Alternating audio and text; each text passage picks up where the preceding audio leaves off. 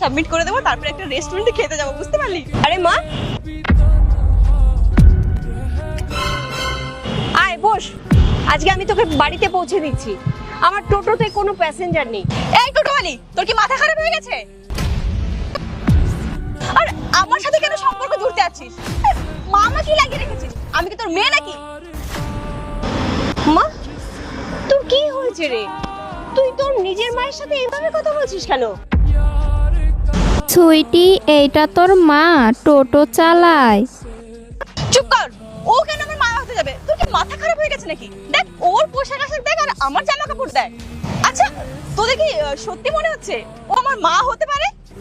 আরে কোথায় আমি আর কোথায় উনি? আমার আমার জামা কাপড়টা একবার দেখ তুই।